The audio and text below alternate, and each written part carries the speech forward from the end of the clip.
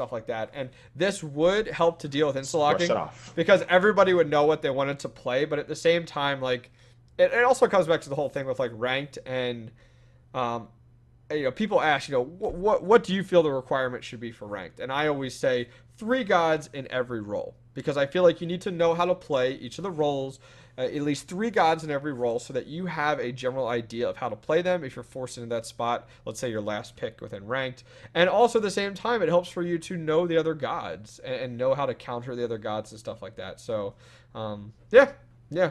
Any other questions you got for us tonight? That's me. All right, great. Thank you very much for Appreciate joining it. us. Yeah, Thank good you. deal. So we'll go ahead and jump on to our second subject, and then we'll take some more questions from Raid Call in here. We have quite a few people lining up, which is always great. So what's our next topic, FG? So let's talk a little bit about Smite. Oh, is that what we're talking about tonight? Today we are. Today we Okay, are. This is a okay. different show. We're just gonna kind of switch it up a little bit. All right, good deal. So we just got Swagni, which is probably one of the coolest skins that we've seen in a long time. Yeah. We got Elite Agent Apollo, or is it Elite Agent Apollo and then Covert Ops Bastet, I think. Yeah. I Bing, think bing, that's bing, how bing, they bing. go. Yep. Yeah, there we go. There we go. So we have all these crazy skins in Smite now. We also have some absolutely crazy wards. We have a goldfish bowl. A We what? have A what? a helicopter. we have a foot that kicks a soccer ball. Yeah. So really this is kind of an open discussion to people in chat or people Yeah. that are calling in. So Yep. what do you guys think about this current direction that Smite is going in with all these wards, right? So I see a camp of people that are like, you know what? I don't think these wards really fit into the game. And then you have another camp of people that say, you know what? They're just wards. Who cares? Let them be as crazy as you want them to be. And I feel like when I saw the helicopter, I was like, why is there a helicopter ward? But Yeah. at the same time, I'm kind of a hypocrite because I love the goldfish. And the goldfish is like, why is there a goldfish in my jungle? So I don't know. I'm gonna read a little bit of chat and just throw it to you and tell me what do you think about these wards and these skins and how crazy Smite is becoming right now? Make it rain. Make it rain. There was a comment that somebody had said where I feel like we're getting to a point with Smite now where it's just a bunch of Looney Tunes running around a map. Because the skins are getting to a point where you're moving away from the original and traditional Smite and the value behind the godly art and the armor and the way that the original gods themselves, and you're moving in a direction that playing out is just goofy. Like we're getting to a point where Yeah. so there's it's definitely since Smite went live in March, like launched in March officially, it has been non-traditional skin after non-traditional skin.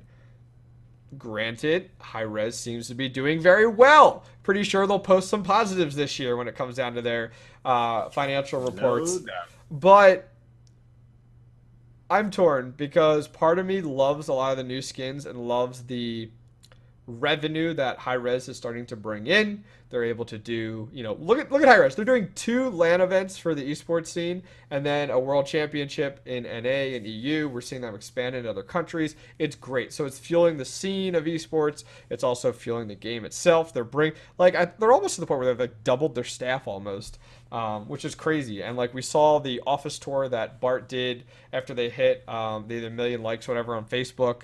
It's just like the office is so much bigger than it used to be. Yeah, it's crazy. I've never been there, but the office tour that they did like a year ago and the office tour they did now, like totally different. And then like I saw a picture the other day that they're expanding again even more. Like they bought like 10,000 more square feet of the same building they're in. So I understand the value of it, but part of me is I still love, like I started playing Smite very early on as I'm reiterating again, and like part of me enjoys the original I don't want to say quality, but just the uniqueness that the god brings to the game by itself without these goofy skins. And so part of me's torn. Like for me, I'm the guy who's like, I think the gold skins are garbage, and I will constantly say that. because I feel the gold Yeah. skins need Yeah. to, as I've said before, take the gold skins, redo it. I want godly armor. I want the gods that you see in movies, where like that's what they look like, where they're glowing and the gold armor, instead of like, here, we're gonna take the god and paint him completely gold to make him look like an idol. Like, I don't know. So I'm with you on that one. part of me is traditional, part of me is goofy. I'm kind of split in between. What about you? Where does that put you between the two of them? What I would like to see, you brought up a really good point about these golden skins. I don't really think they add too much of anything to the game. Nope. Some look okay, right? But what I would like to see, and I don't know if anybody's in the high risk chat that can just chime in and tell me how unlikely or likely this is. I feel like when high res is designing a god, they go through a couple of iterations of that god, right? They have a couple of the designs that they kind of narrow down. Maybe they have a top three, and then they decide on one. Then they release that, and then they have a recolor. Wouldn't I think it'd be kind of an interesting thing to maybe have an alternate design, right? Like, let's say you have a Thor, and then how about we have the backup Thor that almost was the Thor that we're going to release, but they didn't.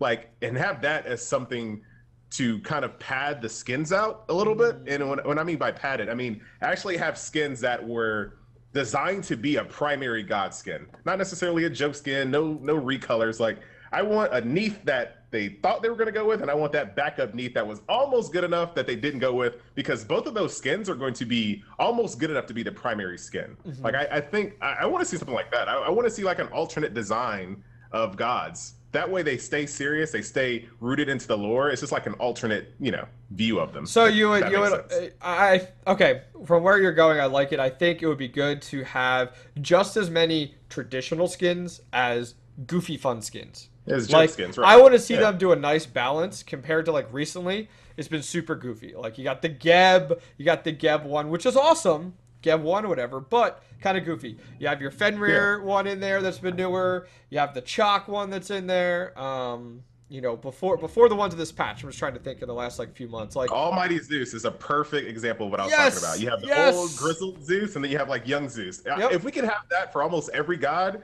that would be awesome. Yeah, yeah, and I understand they're trying to like step up their game with some of these skins, and they're definitely bringing in the additional money and stuff like that. Fine, but let's balance it. So I agree. So Well, you talk about balance. So you say Swagny is obviously a joke skin, but what about Apollo? Is he really a joke skin, or is he like what kind of skin is Apollo's? which one? Which one? The Is latest the one? elite agent one? Yeah, It's Is it's that a definitely joke skin to you? it's definitely a goofy fun skin. Completely takes completely away. Like, come on now, Gotcha. like guns and stuff like that. You're now putting guns into a game where people are using like bows and stuff like that.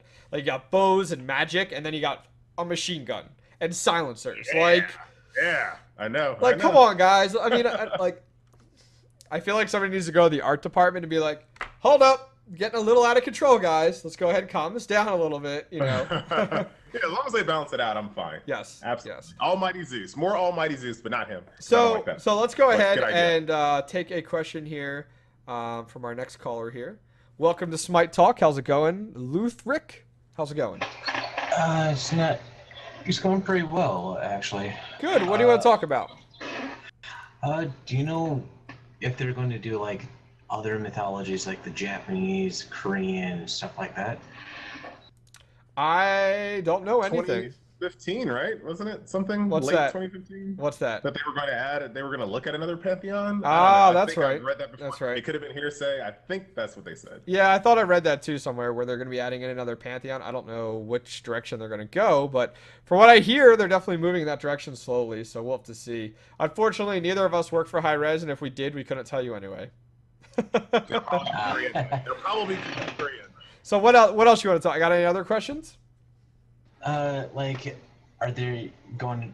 Do you know if they're going to be working on like the demigods, like half gods and whatnot, or like the guardians and high prophets, I think or they're, certain gods? yeah, I think they're moving more in that direction a little bit more, like adding in, like as you said, like demigods or monsters from mythology and stuff like that. Like I think from what I've heard, there's definitely options out there. You know what I mean? So I don't think they're limiting themselves to like specifically a god, for example. I mean, Hercules was a demigod. Granted, eventually he became a full god in the way that mythology works. But yeah, Arachne too, right? And yeah. I mean, and even yeah. that, even the option of reskin, like a reskin available, kind of like AMC's reskin, to be almost something completely different. So I think the options are there, without a doubt. So, any other questions you got? Not really. I was just wondering if they're going to be adding like new mythologies, Yeah. and who knows, they might add mythological awards as well Mm. when new ones come out. Yeah, I can see that. I think that'd be good. I think as we start to move forward, we'll see more like full packages come out. Like when they introduce a new god, they're also coming, or a new, pantheon. They come out with the god. They come out with the skin. They come out with the word, like some words as well. I don't think they're limited at all. So, well, awesome. Thank you very much for calling in. I Yeah, appreciate it. and no problem. Yeah, man, Alrighty. Smite has just a wide open area. I mean, there's so many gods; it'll never run out. It's really Yeah. endless right now. Yeah, no, I can completely agree. So let's go ahead and bring in Ty. Ty, welcome to Smite Talk. How's it going? Hey, So, what do you want to talk about tonight, sir? I have three topics to talk about actually, but Go you for already it. talked. You already talked about one of them, and that's the legendary and gold skin. And I 100% agree with you. I think they're complete Yeah. garbage. I think, Ah, I think they did did very lazy with them. Yep. Yep. Same thing with reskins. I feel like they're kind of lazy. I'd like to see a completely different design.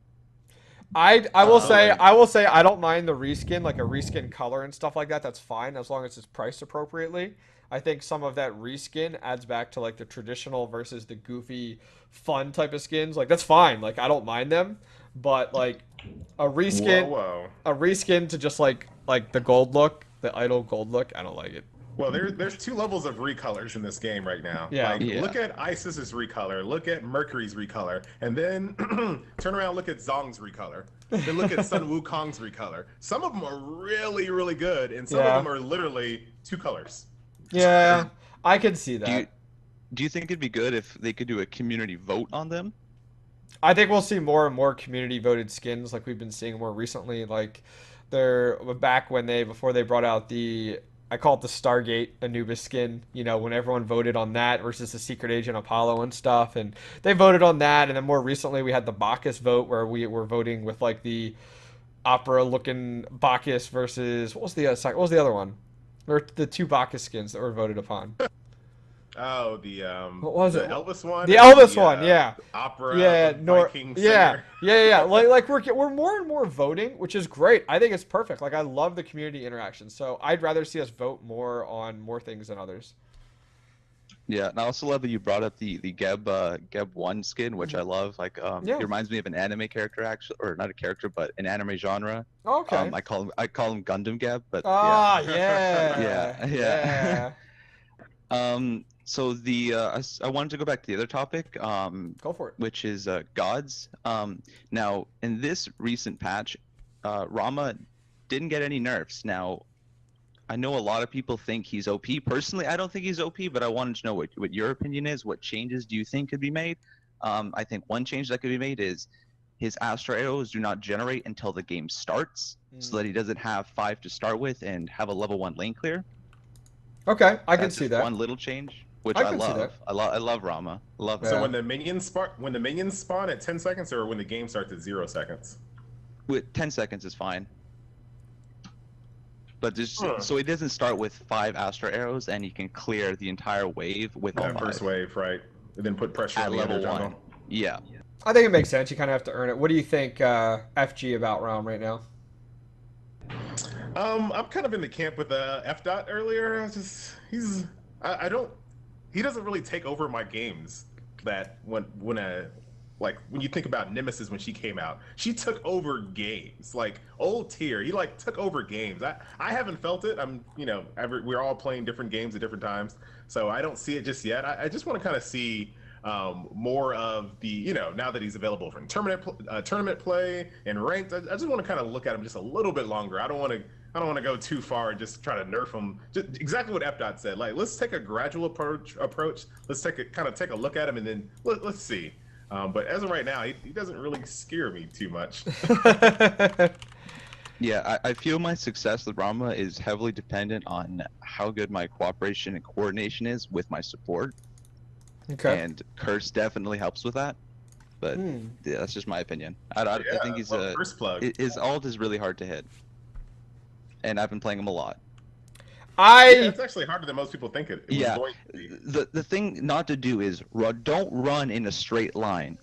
Don't run in a circle. Yeah, you have to like dodge, duck, weave, dodge, duck, weave. That's the way I see it when when Rom is ulting. It's the same thing. I mean, I personally don't think Rom's ultimate is that hard to hit because people are so predictable in their run pass. To be honest with you, like when I play Rom, I really don't. Do you think that's just? But I also think that his ultimate does lend to being more skill-based, which is fine with me. Like, I'm completely fine with that. Like, I like gods that are a little bit harder to play, that, not every god should be point and shoot.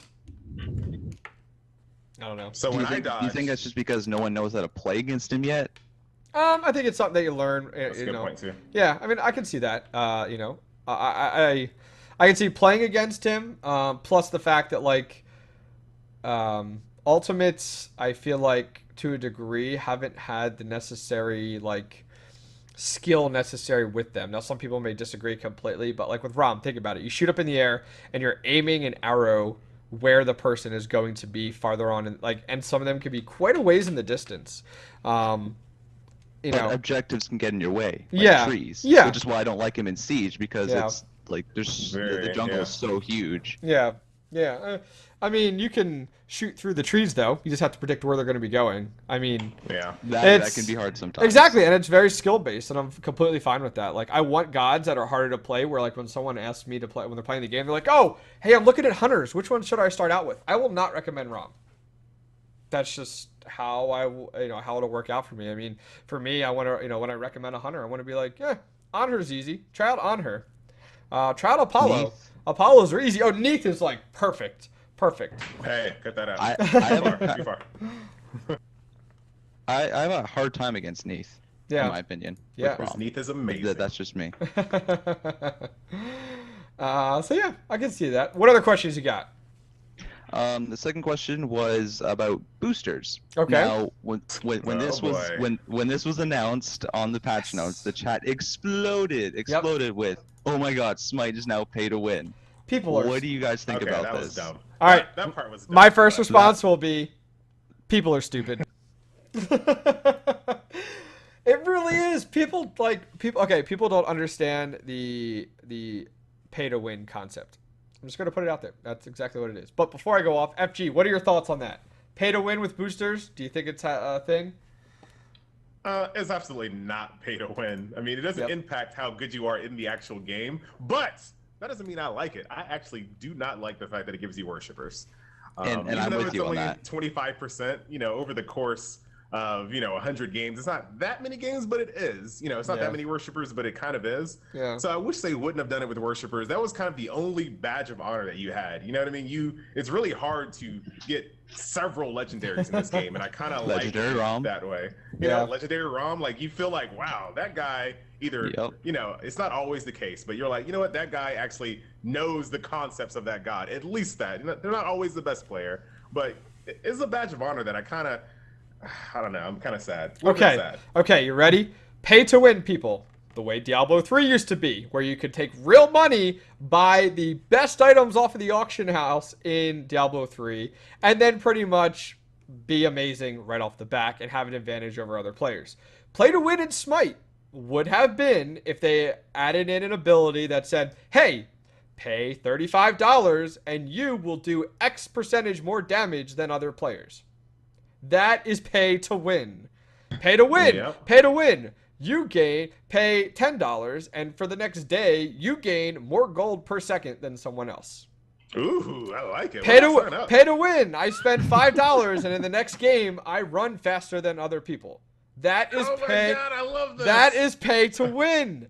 Team Fortress 2, you could like buy items and stuff like that. That would give you huge advantages in the game. It's pay to win. Just If like I what buy right now, do I get anything else? Just Is there anything else I get? come on down to the Price is Right. No, like I feel like it was really funny because when they announced this, Hi-Res Kelly was in chat and she was like, "People, you do not understand what pay to win is." She said it like flat out in chat, and I was like, "Yep, that's pretty much it." This is not pay to win. Now, I heard one argument was that ranked may now be filled with more people who maybe haven't been playing the game for as long, or haven't been playing characters for as long. Guess what? Guess Do you what? think that'll No big negatively deal. affect? I'm fine with ranked? that. You know why? No big Because we deal? don't have a big enough population in rank now anyway. So maybe that'll help. That is true. Maybe that's their goal. Yeah, for sure. Maybe that's their goal. They're like, we need more people in ranked. How do we get it? Let's create a booster to get more population in ranked. Done. And like, I'm actually on the there's a Facebook Smite community, and it has a ton of new players like all the time. Okay. And a question that always pops up on that thing is that, hey, I'm trying to queue up for ranked, and I don't know why it's not working. Like, a lot of these people don't even know that they need to have masteries. They to don't. get They into don't read ranked. the requirements that are They right don't next to read it. the requirements. Yeah. Exactly. They don't Should read the you be in requirements at ranked all. if you can't even read the requirements? That is a very good point. So That is a so very the good point. other day I'm like sitting in queue and I was waiting for a ranked. It was a while and I was streaming and I'm like, ooh, what are these two little blue buttons here? And there's like when you go ahead and like click on like a mode, there's now and I didn't know this. I've been around. I've been playing the game for a while. If you click on ranked and you're waiting in queue, it gives you the description. But then there's two little blue buttons. One of them is a little more lengthy description, and the other one is a full video explaining the game mode. And I'm like, I've what? never seen that. I'm like, when did that come into play? Yeah, it's definitely in there. And I was like, that's awesome. I didn't know that was there. This should be a lot bigger and be like a really big button that says like video on how to on you know describing it. Like, so yeah. There is a lot of people that just don't understand it, but I think Hi-Res could do a better job at presenting it to the person. Like the first time you click on ranked ever, it pops up and shows in layman's terms shows you the requirements. Like click you on must own the gods. You if cannot master. enter. like clicks on ranked and it's like you cannot enter and here's why, and it lists the reasons. You need to have X, Y, and Z. Or you click on it and it's like, hey, you know, welcome to ranked. Here is the requirements for rank so you understand why you get into it. Here's a quick little video on understanding it. Like, I'm sorry, I want to say to Hi-Res, hold their hands. Hold their hands because it's necessary. Truth. Yep. Yep. So what other questions you got? That's actually it. Yeah. I wanted to actually say one thing to you, Octane, though. Please do. I'd like to apologize actually. Uh-oh. When you were filling in for Fats last week, you were doing Filling in for what was it? Fats. Yeah. Oh, last week. streaming. Yes. I was streaming because he wasn't available. Yes. Yeah, streaming. On Yeah. Smite game. And you were doing streamer games. Yep.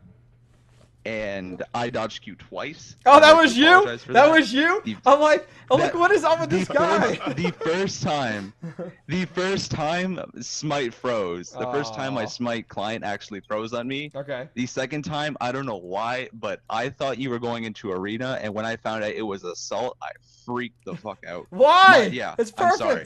It's I perfect. hate assault so Oh, much. it forces you I to hate play assault gods that so you're not. much. It forces you to play gods that you're not used to. You should play it more, sir. You I should don't. play it more. I don't like playing mages. I don't Oh. like playing mages. I only play physical gods. That's just me. But my apologies. I love and hate you. Let's just put it that way. Well, thanks, man, for calling in. I do appreciate it. Yeah. Awesome. As we get to the next call, let me tell you a little something about Rom and how to dodge his ultimate. Go for it. What I do, this is a little tip from FG. I just take my mouse and I just do this. That way, not even me or Rom know where I'm going to be. That's Good right. tip. Write that down. You turn around, and you're like, wait. You're like, where am I? Where am I in the jungle? I can't tell. I just spun around. Nobody knows where I am. Okay, I will have to say, like, here, there's a lot of people that don't like Assault. And I will say, I love Assault. And the reason is it forces you to play gods that you would never pick. Reason being is, like, I will say, I didn't play Bacchus for the longest time. I just didn't like playing him. It's so good. But then I started when I queued, I ended up playing Bacchus in, like, a Assault. And I was like, dang, I know why people like rant and rave about him. He's so good. And so I fell in love with him, added another god on the notch on the belt for like the support gods and guardians I like to play. I love I Artemis. recommend Assault all the time to new players. New players that are like, oh, I like Arena. I like to play Arena. I'm like, play Assault. One, you play gods you don't like to usually play. You also get to go up against towers that you're not used to. And it also adds a little bit of a laning phase kind of into it for you, along with team fights. Like, I will say I play Assault every day as my starter game for when I play games. Like I load up like today, I'm gonna play Assault as my first warm up game. I like it. I like it. I don't like it, but yeah, good points though. Good points though. Very good points. Can't argue those. Someone in chat's like, but the picks aren't balanced. They don't need to be balanced. It's Assault. I'm just there to have fun. Like, throw me in there, give me a random god, let's have some fun. I just don't like healers in Assault. That's why I never play Assault. The Ah, healers just annoy me in Assault. So I I'm never like there. it. I like it. All right, you ready for this next caller? Let's do this. All right. Risty, welcome to Smite Talk. What's up, buddy? Not bad, not bad. Everything's good. Good show, man. What's up, buddy? Welcome. Hey. What I wanted to talk about was a couple of things, actually. Go for it. The stealth mechanic and Artemis. Now, Okay. Now we've got three gods now that use the stealth mechanic a bit, like Saket, Nuar, Loki. What I'd like to see come in is a way to combat that. Like, add a reveal on the Sentry Ward for stealth. Just on the Sentry Ward alone. Because we all know Loki. He is the most annoying person to pin down, but if you don't get him when he blows someone up, he can disappear and come back again. And also a couple of other things he'll do as well is like disappear behind the tower in your jungle, take out the creeps from behind the tower and all that lot. Now, if someone wants to, I'm okay with them spending the 135 gold to put a sentry ward down just to find where these stealth people are. I can see that. What do you think about the direction of stealth FG? Kind of where it's going right now, and are we going to start to see a build or items based around counter stealth because of the direction we're moving? It's a good point. It's a good point. So I actually like the general direction that Hyros is going with stealth because they're all very different so far. Yeah. You have Loki with his temporary stealth. You have Serket with her stationary stealth. And then you have Nuwa with her foggy stealth. So they're all like very, very different. As far as putting a hard counter in for them, that is also a ward. I mean, you kind of like. So I'm a jungler, I'm Loki, so now you've already warded your area. Now I really can't sneak past and to do anything. I can't get in your lane now. I can't invis past the ward. I can't walk past the ward. But if I'm Thanatos, I can ult past the ward. If I'm Thor, I can ult past the ward. So I mean, there's still going to be people that you can't predict that they're going to come and gank your lane. You know what I mean? So I don't know. I don't know how necessary it is. It's more that you generally don't see sentry wards anywhere else other than like Gold Fury, Fire Giant, yep. and that's about it. Really. It would be good But, for like a gold like, sync. You get like a and also if you was in lane versus a Loki, like in a solo lane, and he's constantly darting about, why not just stick a sentry ward in the lane? At least you know where he is. Kind of. Yeah, I mean, I can You can understand. kind of get ready for your Aegis, maybe. Well, it's more the fact. Do you know how many times you chase down a Loki and it's like, oh, where has he gone? Yeah. And you can't figure out where he's gone once he's gone into stealth. It's just more that. It's maybe not yet, but I'd like to see him maybe add that in the future with more like stealth mechanics. Like you'd see Saket kind of sitting in the jungle. Fair enough, they added something. If you walk too close to her, she's gonna be revealed, which is quite a good little thing. But if the mid note goes, obviously, we got Saket jungler. Instead of a normal ward, I'll get, because you only get one sentry ward and put it out somewhere maybe, just to kind of help out. It's a gold sync. It's going to put you behind doing it, but also it's going to make you a bit safer. It's not 100% foolproof, but there you go. Yeah, I feel like they could even, to be honest with you, look at a mid-level ward that had the stealth mechanic built in with it. Like something that wasn't expensive as your top level ward, but kind of right in between, that had stealth built in with it, or even adding it, as you said, to the sentry ward there. They could add it in, and I think it'd be a good idea for wards. What if you also had an item that detected stealth? Yeah. Or an ability or something, you know what I mean?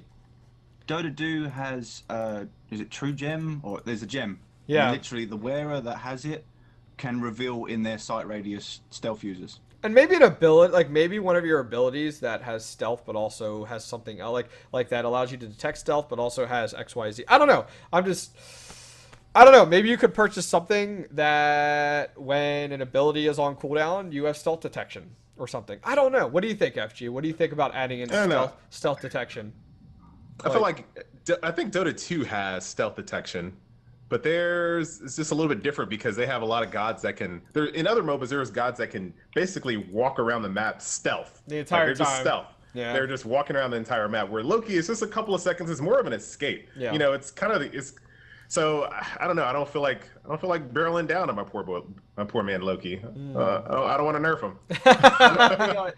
I do like the idea of someone come up with and check that, because we got that with when Nuar's in stealth and she walks past the ward, there's a red dot that comes up. Obviously it's not going to flash Nuar, but if someone's paying attention, they'll see the red dot. It also doesn't ping as well. I could be happy with that. Yeah, just something. Something's better than nothing. Yeah, just ever so slightly. It doesn't have to pop up Loki, Socket, that, Nuar. Just a little dot, just to kind of help out, because at the minute, I just kind of hate Loki. But I just don't know how necessary it is without permanent stuff. Yeah, no, I can see that. I can see that for sure. Well, good deal. What's your other subject or question here, Risty? Does Artemis need a nerf? Right now, most gods kind of have like a weak phase, early, mid, late. Yes, now, correct. Artemis at the moment in the current meta, I think it might be just the current meta. Maybe just leave her alone until the meta changes. But she's got a strong lane. And pretty much she doesn't weaken ever since. That's pretty much it. There's not many gods that can go up against her. I think her poke's just a bit too strong, maybe. I'm not sure where I'd kind of nerf her, because you try and box her, she gets her dirty crits out. I feel like her nerf would have to be late game. I feel like late game her auto attack can melt you down, regardless of the god. Like. And she can't miss because Boar. So she can't even miss. You're right there, you're stationary, you're stuck, and she just shreds you. I get so enraged when I die late game so quickly to Artemis, and I press the Y key to see how I died, and it's like, you died to 3 auto attacks from Artemis at ridiculous amounts of damage. And I'm like, really? Like, so that's where I would make the adjustment. That would be me. I can go with you that, because to be honest, there was another thing I was thinking about. It's more, any god that doesn't have an attack speed steroid at the minute feels weak when you're going up against Artemis. That's it. Literally, she can get them shots off a lot quicker than you can, and it's just kind of a bit of a killer. The only time in the laning phase, if you've got equal kind of hunters that you can ever kill an Artemis, is when the jungler turns up or a support just camps her. That's pretty much it. Rest of the time, she's just super strong. But yeah, late game, I've carried so hard Artemis. Just drop the ball and go. But as far as Artemis is concerned, I'm actually okay with her in the game, just exactly the way she is. And I'll tell you why. I was watching, right now there's a big, huge Dota tournament. I don't know if you guys know that or not. But I was watching a game. Just a little bit, just a little bit. Now, Dota has some really hardcore hyper carries, but there was a game that went on for almost an hour and 20 minutes. It was like the most excruciatingly long game I've ever seen. And I feel like Smite has these built-in game enders. Their names are Freya, their names are Artemis and Fire Giant, and they end the game. And I like the fact that they're in the game. Maybe, you can kind of tweak Artemis a little bit, but I like the fact that there are characters in the game that will end it, and the game will be over. Yeah, there are gods like that. So I think that's, I don't know, Risty, where would you put her adjustment if you had to adjust Artemis? I was thinking maybe like either reduce the radius on her free a bit, because at the moment you literally have to hug that wall. Otherwise you can't get anywhere near the creeps without taking a hit and the creeps. Eventually, after she gets like 2 or 3 points in suppressed insolent, which is the rain of arrows, she just focuses the crap out of you, and it doesn't really matter at that point, because once you get to about level 9, you can actually zone out the other ADC quite easily. You just keep poking them down. Anytime they come near you, they just throw rain of arrows. But late game, yeah, you've got a point. Maybe her attack, she walks in and just blows people up. When you've got that attack speed on, you got a Herc, a Chuck, anybody, and it doesn't really matter because they all just melt. But then again, an ADC is supposed to melt them late game anyway. But she does it quite early on compared to everybody else. Yeah, I can see that. I agree. I agree. So what else you got? You said you had 3 questions, right? 3? No, that was about it. But Cupid as well. I quite like Cupid in ranked versus Artemis is actually a good pick. A lot of people don't like Cupid because they go, oh, he's just terrible. But the reason they don't understand he's terrible, it's because fair enough, his hearts are crap. Fair enough, he's on a bit of a hill. But it's the lane clear. Obviously, the faster the lane clear, the more aggressive you can be on the other ADC. But if you're up against Artemis, you've pretty much got about the same, so it equals out quite well. And Cupid's a good boxer. Give him a slight head against Artemis, and he will tear her up. Yeah. Shibalonke, I was thinking about Shibalonke maybe with it. He needs help with his lane clear. I don't know about his poisons. Maybe his poisons could do with going through the creeps. So have like the poison darts actually do across that area. It's like axe throw. Yeah. Yeah. Because right now I think it's capped at 5 targets, right? No, it's anyone that's hit. But yeah, there's only so many darts that go out. But yeah, it's not a lot. Okay. Because Shibalonke would be quite good to go up against her. He can box quite well. Yeah, I can see that. Well, cool. Well, man, thanks for calling in. I appreciate it. No worries. I'll see you later. Talk to you later, man. FG, did you realize Risty is the same Risty who used to host the Smite update with me? I did not know that. Yeah. Whoa. He used to do the Smite blast from the past. He used to do the Smite update with me before I brought on F. and Fats. Him and I hosted it together. Yeah. And he likes Shibalonke, which is awesome. Never. All right, let's bring on Oscar Onage. Oscar Onage, how's it going? Welcome to Smite Talk. Hello. Hello. So what do you want to talk about tonight, sir? So before I go on to a more serious Smite topic, I just want to open with this. Have you / anyone in chat played the Adventure Time Battle Party MOBA? I have not. I have not. Should we? Adventure Time is obviously sort of a cartoon show, but Cartoon Network decided since MOBAs were going so well, they made Adventure Time Battle Party. Now the makers clearly don't have that much grasp on balance, but as far as MOBAs go, it's actually not that bad. Like, it has decent built-in mechanics, like the towers and creep farming, they're okay. It's got your Gold Fury and Fire Giant equivalents with buffs and everything. It's still got the sort of kiddie themes, and it's just hilarious. That's awesome. I have not tried it. I will have to admit, I have not tried it. An example of the unbalance though is there's a character, I guess you call them, called Jake the dog. Okay. And his ultimate, he just turns into a giant and steps on people. But it pretty much one-shots everyone. Okay. And, okay. Yeah, it's strange. I like. I just opened the link. I'll take a look at it later. I like Hindu Man's comment in chat. It's British night tonight, isn't it? We have all of our Brits calling in. It's like what, 4 or 5 in the morning over there? Oh yeah, it's coming up to 2 a.m. now. 2 a.m. Okay, a little bit off, but okay. So, what was your more serious question about Smite? So, I've played a lot of MOBAs in the past. Like, I'm a pretty big League of Legends player, played a bit of Heroes of New Earth and stuff. But I was going to sort of ask what noob champions are good to play, because I'm sort of still getting introduced to Smite gods even. Sure. But I was actually going to go on to what gods would you say are the most mechanically pleasing? Like, if you're good with that god and you get the mechanics sorted, you'll be quite effective. So if you played League of Legends, sort of looking at Lee Sin, so a lot to do, but can be very effective if you manage to master everything about that god. So gods with like high skill ceilings that once you figure them out, you feel like, yes, this god is rewarding. That type of god, right? Is that what you're trying to say? Yeah, so I mean, Rama is, like, Ram even is one. I've sort of played him a bit, but I don't know, I was going to explore some more gods before I sort of went on to newer ones like Kumba and Ram. But yeah. Go for it. FG, what are you recommending? I am going to recommend every single god that I can. I'm going to actually pull up a list of gods, and I'm going to go through every single one of them, so people can disagree with me. Awesome. Of gods that have high skill ceilings. So just give me a second. You can go first if you want. All right. Let's see. When it comes down for mages, I want to say Habwa. I think Habwa would be a great choice for your mages. He's very, very strong, but he's also very much a glass cannon, so it allows you to stick with the concept of playing careful enough that you're not dying and not overcommitting, but also allowing you to learn, kind of the mage style for sure. I'm just gonna, why don't we each take FG? I'm ready now. Each of us will take like a roll. Each of us will take a roll. So I'll continue. Okay. I'll continue with mages here. Outside. So you take the biggest role in the game? Okay, that's fine. You're welcome. You're welcome. Habwa, I think, is really, really good there. I think if you can master Nuwa, that would be great as well. And finally, I'm gonna say Habwa, Nuwa, and just because he's so good right now, Al Quang.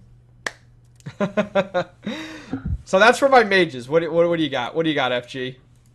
So assassins would be Thor. Assassins would be Loki. Bastet would be what I feel are the highest skill cap assassins. Loki, Thor, and Bastet. Now that's my answer. I'll stick to it. Yeah, I'm gonna have to add in there for super easy gods to play. I feel like for assassin, just my thoughts. Han Bats.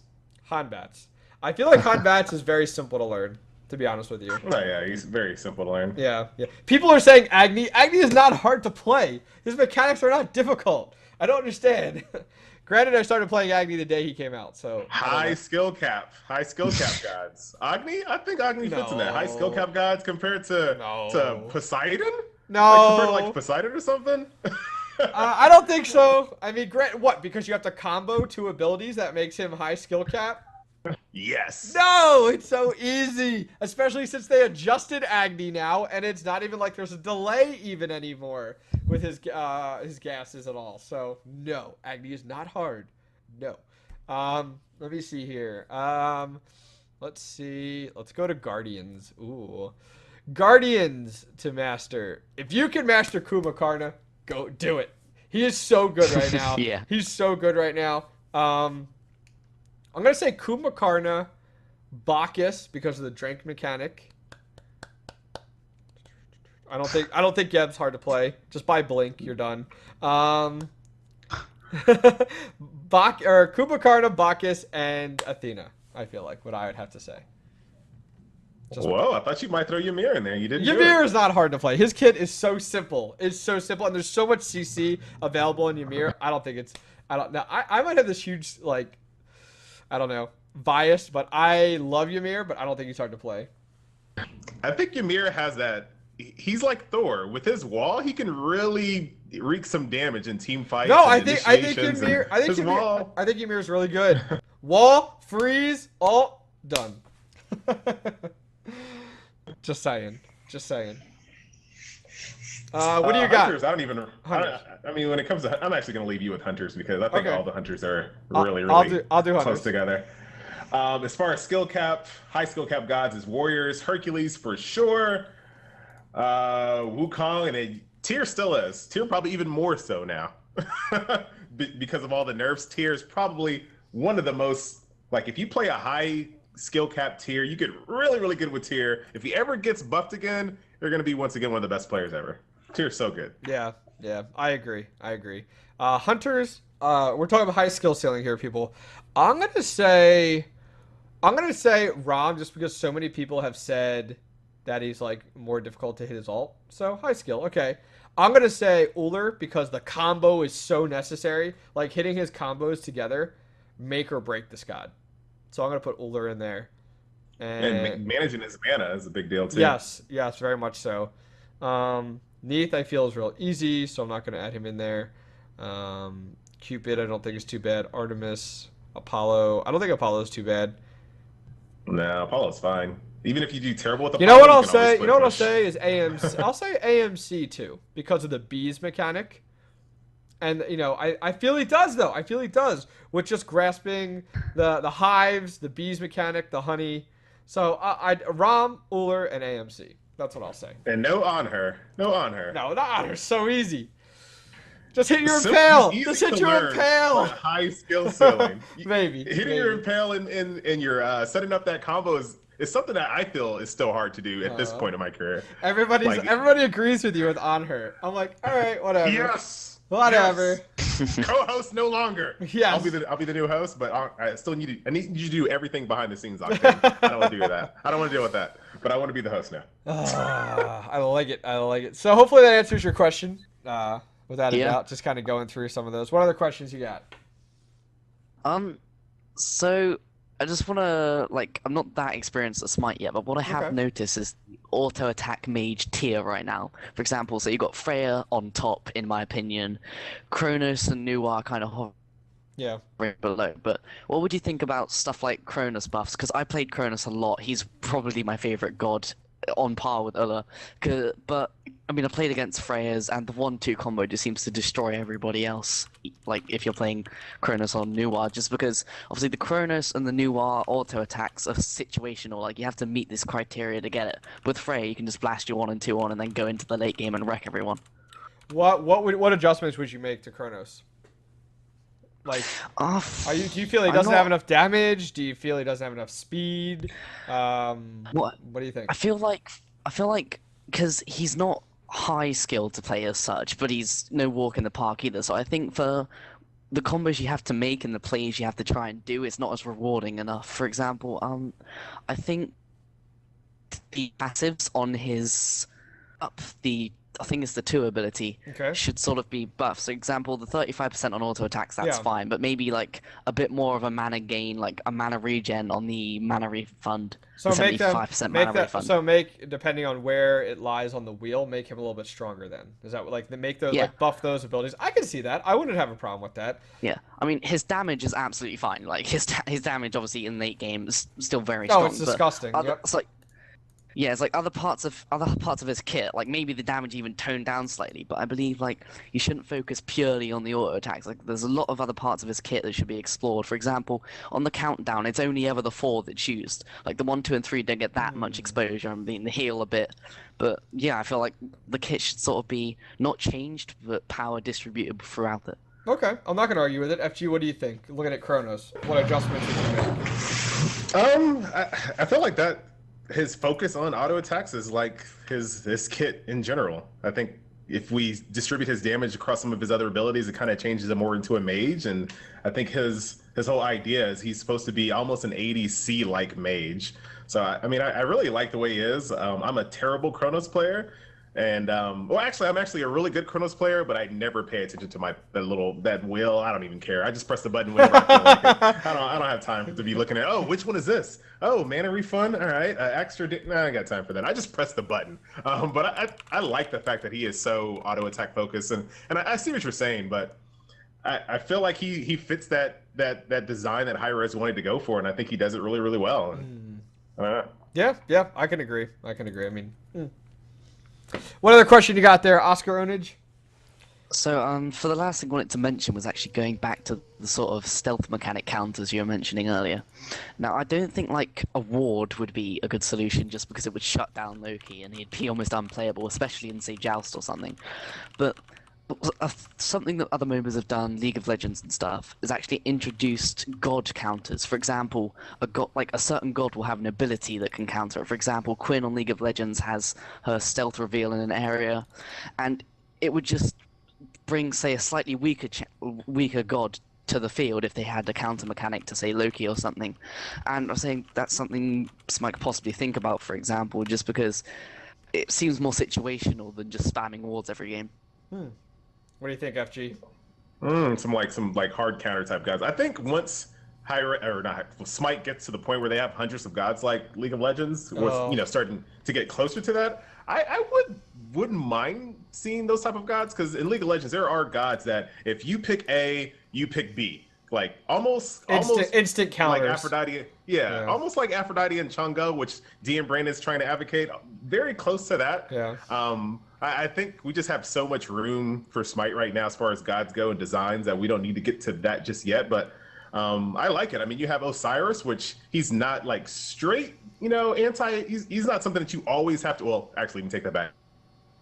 You always pick Osiris because he's amazing, but you pick Osiris because of his anti-heals right now. So that's an anti-counter. Then you have Serket right now, so you have another anti-heal counter as well. So if you're going against a team that has like a Ra and Aphrodite, you can pick Serket and Osiris. So yeah, I think we're almost there. I just think that League of Legends does that, and I think Dota 2 does that more than any other game, just because they have so many gods or so many characters that eventually they get to the point where it's like, you know what, we're going to make a god that steals other people's abilities. You know what, we're out of ideas. We're just going to make a god that just takes other people's abilities.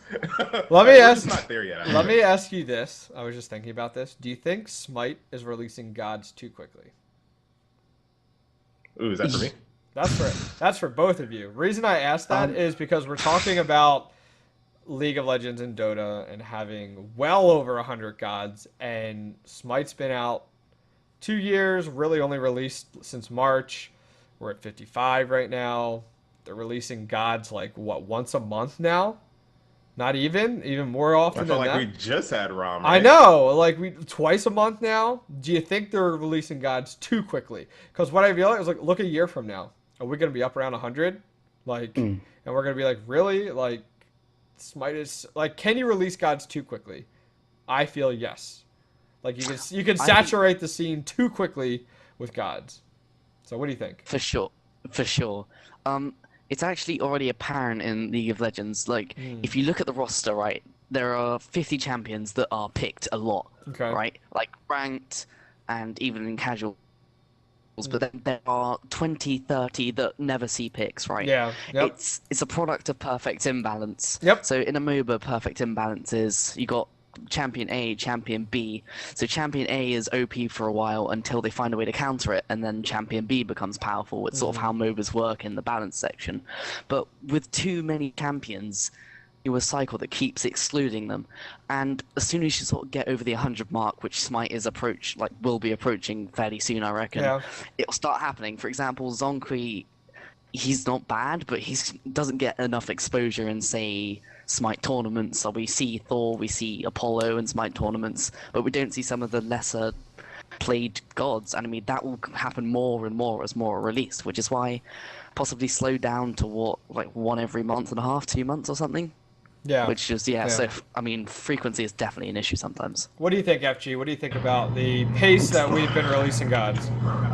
So if you break down and you look at the math of it, if we're at 55 now, and if you stopped and just started releasing gods once a month, it would take us 5 years to hit 115. That's fine. I'm fine with it. So probably a pretty good pace. That's where League of Legends is basically at. Everybody in chat, when I just said that, was like, one a month is fine. And I like the idea because guess what? You release one a month, you still got to go back and critique the gods that aren't quite perfect yet. There's 55 gods that could probably need some love. Like, you know what I mean? Like, I feel like the ROM came so quickly and stuff like that. And now, Circuit is coming so quickly as well. Like, I really don't like this pace where it's like, release one, another one comes out. Release one, you know what I mean? Like, I don't like the rotation. I hope we don't keep sticking with it. And yes, you can oversaturate Totally agree. Yeah, good deal. Totally agree. And I think Smite is in a really good position that they can actually drop patches without gods and still get hype. Like, if you just take Circuit out of this patch, it still would have been a hype patch. It's a huge patch. Still went crazy with it. It's a huge patch. I'm fine. Fine with slowing it down. Yeah. You're already taking our money. Like, you don't need to increase it even more for more gods. So, I agree. Oscar Onage, any other questions? No, that's it. Thanks very much for having me. Thanks for calling in. Since you're a newer player, I'm going to go ahead and send you a 200 gem code. So, enjoy it, sir. Thanks very much. You have a good night. All right, you too. Alrighty, good deal. No, FG, you're not getting any. All right. Let's go ahead and bring in proxy damage. Proxy damage? Oh, what's up, Proxy? Saw you in chat, brother. Hey, man. So what do you want to talk about? From Europe at 3 a.m. I know, right? All the European people calling in right now. First of all, just a note on the recolors, because you guys talked about it earlier. Yep. I think the recolors, as they are right now, would be really cool if they didn't recolor the skin as well. Because if it was just the armor in gold and black, but when you color the skin, the character skin as well, it kind of looks like a cheap plastic Mattel toy. Sorry. Yeah, no, that's a very good way to put it. That's a good way to put it. Now, totally agree. After that, I have a question for you guys.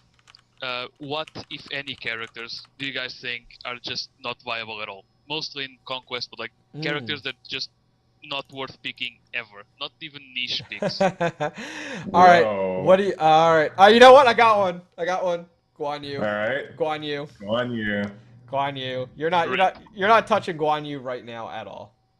Not Yeah, at I agree. all. Rip. What do you got? FG? Pick one. I agree, man. I think Guan Yu is the only character in the game that you just cannot really pick because he just is terrible. And I don't agree with Arachne being in this category. Arachne we're talking. He has Conquest, and I will say Arachne lines right up with Guan Yu in Conquest. I'm sorry, I'm gonna make some people mad. Yeah. Early game Arachne. If you can force that 12-minute surrender, Arachne is good. Guan can't say that. So I feel like Arachne is still. She's at the bottom, but I don't feel like she's just unusable. I'm gonna say something a little bit more unorthodox. I'm gonna go with Kali, because the same exact reason why I talked about Arachne. Arachne is so good early game. Kali has to get to like that 20-minute mark to get like really good. And this is Conquest normals. These games just don't last that long. And you pick a character like Kali, you're just almost setting yourself up for failure. You're never gonna get to the point where you are good enough to help your team. Yeah. Yeah, but if you do get to that point, then Kali does carry. Then she's a beast. Yeah. She does have some use at least. Yeah. Yeah. Well, who do you think? So I guess just Guan. What are you thinking? That's probably the only thing. Guan. Yeah, Guan Yu is just rip. All right. He needs help. Poor guy. Remember when Jeff Hindler like brought him back and like Guan was like, "Yeah, Guan." How the mighty have fallen. That must have been before the Warrior nerf. It must have been. Yeah, for sure. Yeah. It was. So what other questions you got? I want to talk about Warriors. Yeah, again, I know. Because I think people are still sort of overreacting. Like Warrior, the patch came out, last patch, the Warrior tiers patch. Everyone's like, "Rip Warriors, Warriors are dead. They don't exist anymore." But like, Shaq, a couple of weeks later, Game Hunter picked up Shaq again. Like people are like, "Oh, okay, maybe Shaq's still good." After he killed like 5 teams with it. Yeah. Vamana is still good. Hercules is still a monster. Osiris is still a monster. That's 50% of the Warriors. That leaves 4 Warriors. Guan Yu, rip, whatever. Guan Yu is dead, needs help. But Odin and Sun Wukong, they're still being ignored, in my opinion, for no reason. Sun Wukong is still stupid. Sun Wukong still has his cloud. There's just panic button. Click it. I'm out. Bye. Still I mean, 2 transformations. Sun Wukong is good. I'm not going to say he's not, but I feel there's better supports right now that are more viable, that lend more to your team fights than Sun Wukong does. Like I feel Gab and Kumakarna, I feel like lend too much to team fights to not pick them up versus Sun Wukong. Sun Wukong's ultimate doesn't lend anything to a team fight. I mean, you know what I mean? You know what I mean? Like, granted, I mean, I guess I'm sorry, I could take that back because he can take a bunch of damage, then use his ultimate, pop up in the sky, gain some back, but like that doesn't help the team out. I mean, I don't know. I mean, that's why I think Kumakarna and Gab are just great right now. Agreed, but like that doesn't have to be the one role he does. Yeah. Like I think, for example, I have to try this a little more, but I think, for example, in the jungle, he could do very well. He has a very, very strong stun. He has good damage. Now he doesn't have the second interrupt, but he does have a fairly strong slow. Like he can use his ulti to gank almost like Thor, like less range obviously, but he can use it to jump over stuff. Yeah. Maybe you'll see him again with a new Bumba's mask. Maybe. Yeah. Maybe. Odin still has his stupid ring, which you're forced to fight him. People kind of forget that Odin has one of the best steroids in the game because it's 55% to the entire team and it's 5 seconds from the start. Like, that leaves Tyr, which I'd say needs a little buff on the scalings only because now he can't do the one thing he could, which was wombo combo you to death. You can't reply. And yeah, Guan Yu needs help. Basically, Guan Yu's. Okay, I can see that. What else you got? I have a challenge for you, actually. I accepted. Whoa. I don't know, because you said that Agni isn't a high skill ceiling character, right? Tell him off, please. I want to see you play a game of Conquest or whatever. Okay. Seriously, where you land the 2-1 combo on reaction every time. Okay. the flame, the path, the not the path of flame, sorry, the flame wave Okay. into the stun on Okay. reaction every time. Okay. I will play Agni this week and put it up on my YouTube. All right. What? I'll do it. I probably already If you have can a do video it, if I look. Let me look I'll here. hold it. That's right. Let me look. Hang on. I'm gonna look. Hang on. Let's look here. Now let me say, I didn't say Agni was hard. I said he had a high skill ceiling. No, Those are totally different things. Yeah. I It's not that Agni. Go on, sir. Yeah, no, go ahead. I'm just looking here. Okay, I have 153 gameplay videos on YouTube right now of Smite. I have to be able to find one that is Agni. Yep, I found several that is Agni.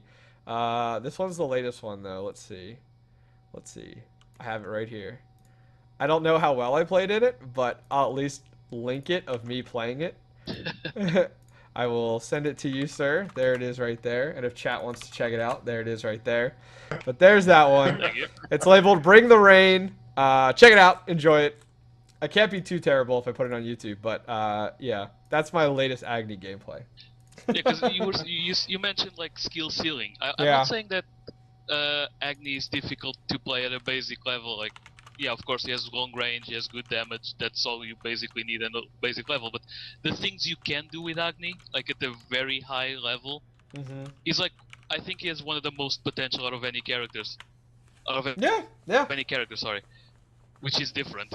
The fact that you can manage his passive to get the most damage out of it, the fact that you can do the instant on reaction, instant stun combos and stuff like that, the way that you can use the Path of Flames either offensively or defensively.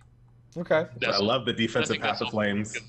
Like when a melee's chasing you, throw Path of Flames and just get out of there. Yes. It's just so many different options. It's so when I play Agni, I personally feel the Path of Flames is definitely something you want to use defensively as an escape type of deal, because I very on playing Agni would catch myself using it offensively and then be caught in a position where I didn't have it available, and then you're like, ah. So definitely defensively is what I find myself using it for. I think his second ability is much strong. Like, is a great. Like, I always level his second ability. Always first.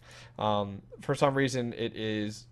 I'm not remembering what is the name of his second ability. It is Flame Wave. Flame Wave. Yes, Flame Wave. I always level Flame Wave first. Always level first because I think it's so good and it's so effective in close quarters versus your melee.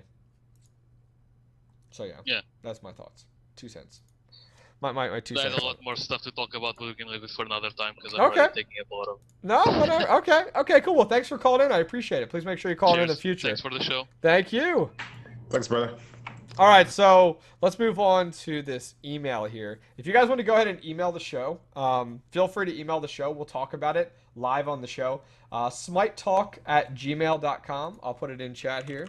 smitetalk@gmail.com. And then we'll go ahead and talk about it next show. So ask subjects based on future shows, next upcoming future show. That is an old video from Agni. It probably is. If I go ahead and look here. Oh, I don't have it up. Yeah, I'd have to look. It probably isn't old. That's probably before they made Agni even easier to play than he is now. Whoa, just saying. Just saying. Come on now. Let's see. I want to see the date on it. I don't even know the date on it. Isn't it usually? Oh, February 2nd, 2014. That wasn't even the oldest one I had in there either. I had one older than that. Oh well, it's all good. I still love you guys. So I'll put it in chat, smitetalk@gmail.com. And why don't you want to take a look at this email Send here? us emails if you're too shy to be on the air. That's right. That's right. So you want to go through and sum up this email here? Well, so this person gave us a 2-part question. We've already talked about the skins and the ward controversy or lack thereof. So we've already talked about that. But the first part of this person's question is let me just sum it up. Let me just sum this up. Okay. So there is a company by the name of Tencent that handles the expansion of Smite into Chinese territory. And there's been some rumblings from the Smite community that they feel that Tencent has too much power, or actually we don't even know how much power they have, but this is just the community perception, that Tencent has too much power over the design, artwork, or maybe even the design of the actual gods. Yeah. More than Hi-Rez does. And I think the very first example we saw of this is when we took Hubwa to the new bois. And Hi-Rez actually flat out came and said, we didn't want him to have spiky hands, but Tencent did, so we added them. We saw this again with them asking hey, Wukong, you gotta go. You gotta redo Wukong, which is a plus. That was a good one. And then also you have Hades with the skulls. They didn't want that to be like the primary skin, so that has been switched. Xbalanque, he used to Kali with the severed heads. Xbalanque used to balance a head in his windscreen. They took that out. And now we have Serket, who was supposed to have more of an organic tail, which was changed to the tail that we have today. Plus, she looks more anime-like with her hair and everything like that. Yeah. Yeah, absolutely. I actually like her hair, but so I have to say this about this whole thing. I'm okay with the whole the skulls and stuff like that. Skulls don't add gameplay. Like, I remember when you used to get a kill and there used to be a skull in your screen, like when you got a double kill or a single kill, it used to be skulls. Now they're just swords and like little masks now. Skulls don't add gameplay to me. Like, Kali carrying around some incense versus her carrying around a severed head, it doesn't really change the game for me. So I'm okay with adapting the skulls and the severed heads. And then when it comes to Serket, how do we actually know that the tail looked better as it being organic? Like, how do we actually know? We really don't know. We kind of, I don't think it's so cut and dry. Like I said, Sun Wukong was one of examples where it is infinitely better. Tencent's direction on that was infinitely better. I'm so glad they jumped in that. So I'm okay with Tencent being that other set of eyes for Hi-Rez to look over your work. Because when you are working on a project, no matter what it is, if you are the only person that works on that project, you get kind of narrow-minded with it. You get kind of really, really laser focused on it. And when someone else comes by and tells you something, this is what proofreading is all about for English majors, right? You just don't see things that other people see. So I'm okay with Tencent doing these type of things. I don't think it's that negative for the game, but that's just one man's opinion. Do me a favor and turn off your camera, turn it back on, just because there might be. I think there's a little bit of a desync issue. That's okay. Go, guys. That's the problem of using two. That's the problem of using two programs, unfortunately. So there, it's off. Now turn it back on.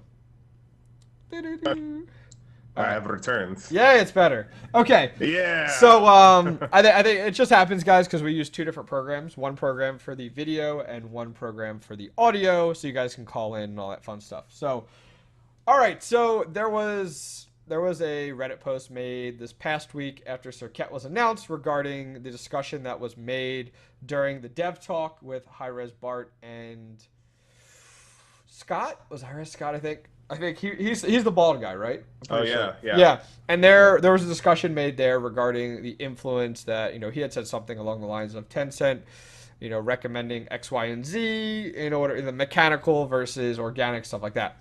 And so there was a Reddit post made, why does Tencent have exactly kind of what you talked about, like the ability to influence X, Y, and Z. And Hi-Rez Stu actually made a post, which I was actually impressed upon on Reddit, explaining, pretty much emphasizing that Tencent does have influence on God decisions, but he said so does the community, so do the casters, so does the players, the interns, everybody. Yeah. And that's one thing they said is that when they're going to release a God, they send that God to the Tencent, office and say, hey, what are your thoughts on this? They send a God to Level Up down in Brazil. They kind of, get the input of a variety of different individuals around the community. And there's a few people in chat. Who's Tencent? So if you guys aren't sure, Tencent is one of the largest publishers. It is the largest publisher, under my understanding, in the world. They're the ones who helped make League of Legends the most well-known MOBA out there, alongside with Dota, too. They are Smite's extension, Hi-Rez's extension in the Asian market. So Hi-Rez partnered up with Tencent quite some time ago, and Tencent pretty much runs the show when it comes down to Smite over in the Asian market right now. Pretty much North America and Europe are kind of Hi-Rez's puppy. Right now, Level Up is down in the Brazil area, Latin American area, I'm sorry, and then Tencent covers the Asian market, and Tencent very much covers other markets like the Oceanic possibilities for the future, additional servers, let's say in Russia or Greenland, wherever, like that. A lot of that stuff is controlled by Tencent. So they are a publisher. Tencent is a massive Yeah, company. yeah. Like I would look it up, guys, to be honest with you. Look up Tencent because they're no joke. They know their stuff. And they also go and dump millions of dollars into games. Like millions and millions and millions of dollars. So high res. There's only 3 internet companies bigger than Tencent. That's Google, Amazon, and eBay. Those are the only internet companies bigger than Tencent.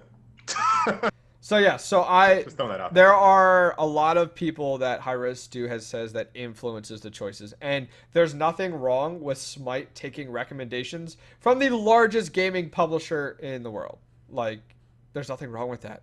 People are frustrated with it sometimes, like blah blah blah, but they're taking recommendations. That doesn't mean they have to do it, but they're taking recommendations. Now, with the skull removal and stuff like that in the game, that came down to a cultural thing where Hi-Rez had to make a decision where it was like, do we go ahead and make these adjustments and remove these things on all versions of our game and everything moving forward?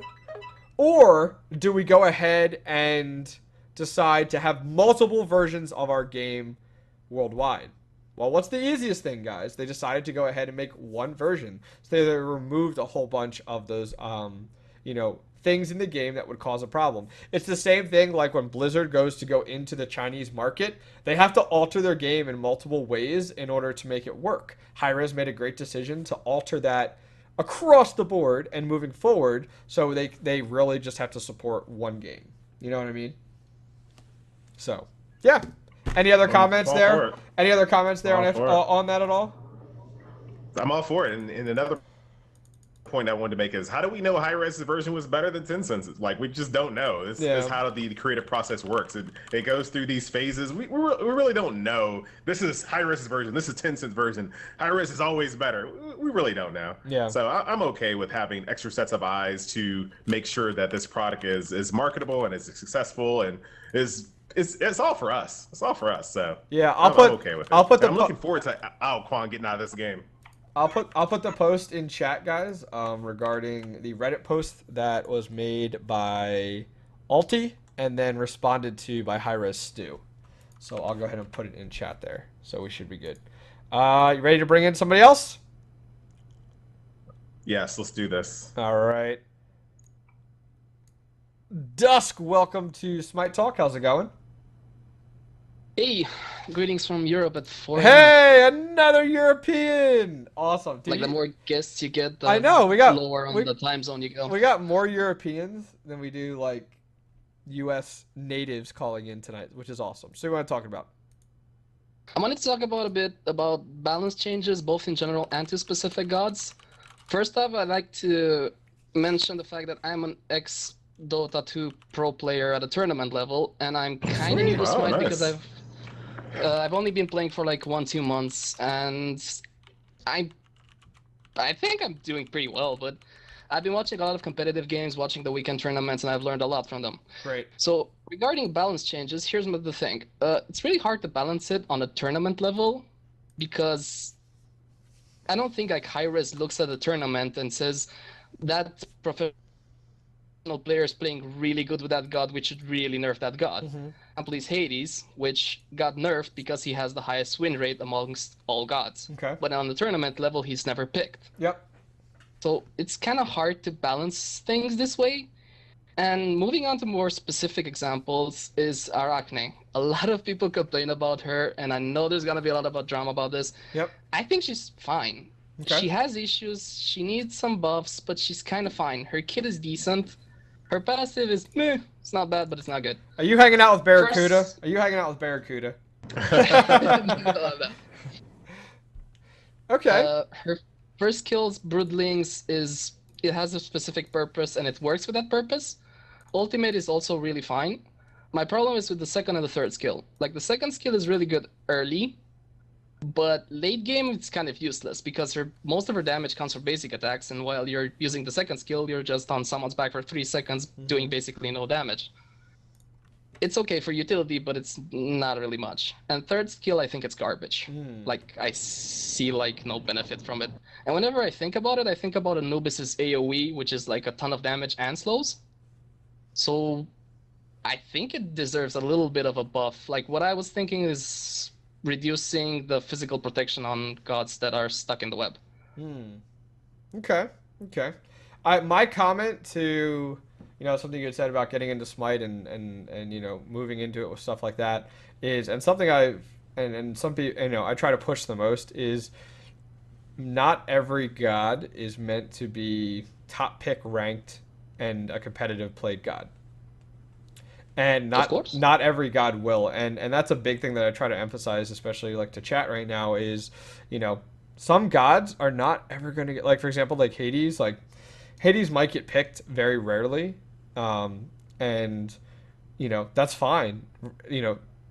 The thing is, as I try to emphasize all the time, is if some gods aren't getting picked very often, it's not that they're terrible or horrible. It's just there's better gods that can be played in those positions. You know what I mean?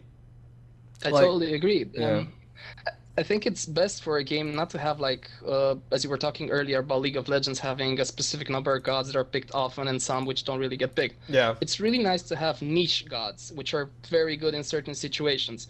It's nice to have a team with a strategy coming in, like, we really want to win before, like, 15 minutes. Yeah. Like, we're picking gods to wreck you early, but we're not going to survive late game. And it's nice to have those gods in the pool. Yeah, I agree.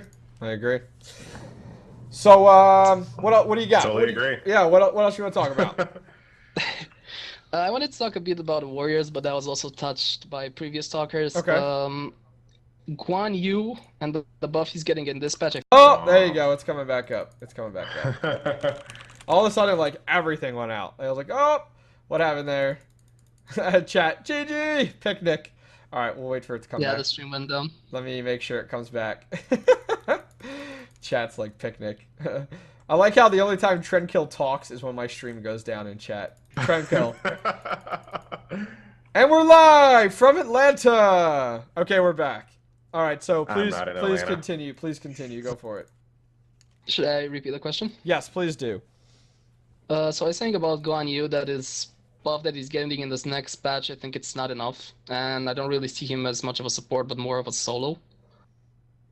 Like, what do you think about the buff, and do you think it should be something different? Okay, FG, what do you think? So his buff, just so everyone knows, is on his conviction, which basically is going to increase his physical protection by quite a bit, 15 points at the highest rank. So it's not anything to sniff at. But at the same time, are you gonna make a Guan Yu support? I mean, he's not very good in the solo lane, even still. He still doesn't fit, so I totally agree. This protection is nice, so maybe if you play him, and this is right up Octane Pro's alley, maybe if you're playing him in Arena where you can always be around people and you don't really have to worry about laning by yourself, it's going to be a very, very nice buff for him. But at the same token, I think everyone kind of thinks that you should always bounce a god on conquest. So if that is the way of thinking, then this is not enough for Guan Yu. He definitely needs more. He needs a spot. Are we gonna make him more of a support, or are we gonna make him more of like a real like warrior, like an Osiris type warrior that you're actually scared of? And until Hi-Rez kind of decides which way he's going to go, he's going to be right where he is right now, just not being picked. I don't think the adjustments that they're making to Guan are gonna change anything one bit. It is not going to change. I'm pretty sure we're not going to see him picked less or picked more in any way. I think when you look at the stats a month from now, you're going to see the same stats for Guan Yu. Barracuda had posted in chat saying something about Guan Yu, which is spot on. He is fine where he's at. He is just picked up very situationally, like in very unique team comps. He's picked up. You know what I mean? Like, that's where I feel Guan Yu is perfect, and he does very well. I will say, with that said, I miss the old Guan Yu. I thought the old Guan Yu was awesome. His ultimate took a little bit of skill to hit perfectly, which is fine with me. I loved his support style of gameplay. I wish we would get him back, but Hi-Rez, this was something. He had to have a horse, Octane. Sorry, he had to have a horse. Sorry. Okay, earlier when we were talking about Guan Yu, somebody, was it last? Oh yeah, it wasn't Smite update. Somebody was like, they should change his ultimate to be a cavalry charge, so all your teammates get on horses when you pop your ultimate. I was like, yes. Do I want it? Yes. Do we need it? No. But I thought it was cool. Yeah.